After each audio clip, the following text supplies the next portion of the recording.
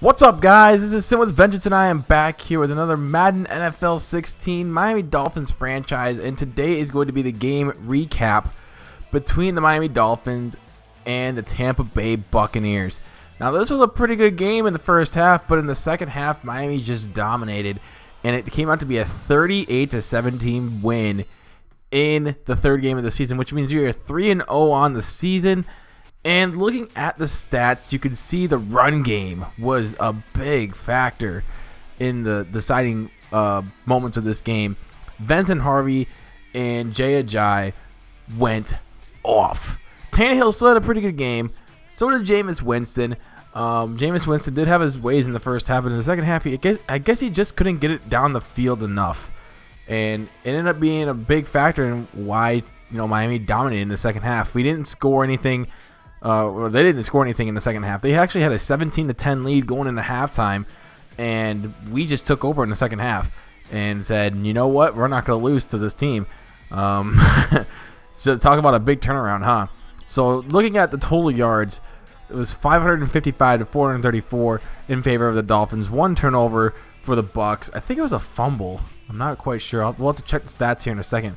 9 third down conversions, guys. We held the ball for quite a long time. We even converted a fourth down conversion. I think it was in Tampa Bay territory, where it was like in the middling range between punting and field goal range, because we don't have a very strong kicker this year. We plan on getting that in the off season, and we definitely need a kicker, that's for sure. Penalty yards, we took quite a few penalties in that game, but it wasn't a big factor. You saw we held the ball for nearly 17 and a half minutes out of the the 28 that we play. So you see right here, we're gonna go take a look at the Bucs stats first, and actually it was an interception by Jameis Winston that he threw. He threw for 263 yards, 14 of 22 passing. Not a terrible day from Jameis Winston, but definitely could have done better. Jameis, how he likes to do. You got Oscar Travis, their first-year running back out of Southern Illinois, 14 carries, 61 yards. Not a bad day on the ground. Vic Ballard, 3 carries for 14 yards. Not really that much of a factor, although he did get one of those touchdowns. Mike Evans, 3 catches, 75 yards.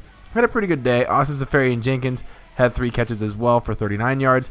And Josh Gordon had 3 catches, 92 yards, and a touchdown. Surprisingly, he's still in the NFL in this game. I don't know why they haven't kicked him out yet. But nonetheless, he did get a touchdown. You see Oscar Travis, 2 for 11. Chris Harper, not much of a factor. Marcus Wheaton, not much of a factor. You see Orson Charles, not much of a factor. None of these guys were really much of a factor, except for maybe Josh Gordon, Mike Evans, and Austin Seferian-Jenkins. See right here, not much going on here. We didn't really get to Jameis Winston a whole lot as far as getting pressure on him, which made it very hard for our defensive tackles and the defensive ends to make some big plays.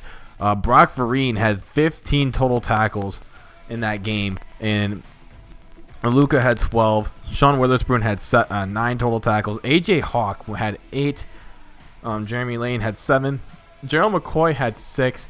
Levante, and he also had half a sack too. So, and you see Bruce Irvin had a sack and a half as well. Bruce Irvin on that Buccaneers defense would, in real life, that would make that defense really good if they had a secondary at least. Mason Crosby had a field goal in there as well. He made it from 24 yards out, so it wasn't really that much of an attempt. And then you got Britton Colwitt, who had 3 punts on the day. So he forced a couple of punting situations there for the Bucs. So also on the kick return, they weren't much of a factor there either. Then again, our special teams has been really good in this franchise. So we're going to take a look at our stats now. Tannehill had 234 yards passing total, 19 of 27, 1 touchdown, no picks. Had a really good day in the office as usual. Ryan Tannehill has been doing really well and since his Super Bowl run last year. Vincent Harvey, 174 yards on the ground, just tearing it up. 3 touchdowns as well. Tannehill, 3 carries for 37 yards. Jay Ajayi, 4 carries, 18 yards. Still had a pretty good day, although he wasn't much of a factor on the ground. He did have a big reception earlier in the game, or early on in that game, for 41 yards. You see Devontae Parker had a pretty good game as well. Same with Emmanuel Sanders and Jordan Cameron. Jarvis Landry, not so much of a factor, but he did, make a couple plays. Devontae Parker also got another touchdown on the game. So he's been a big factor in how we've been able to utilize our receivers. You take a look at the sack totals. We only got 1 sack, but it came from a safety blitz.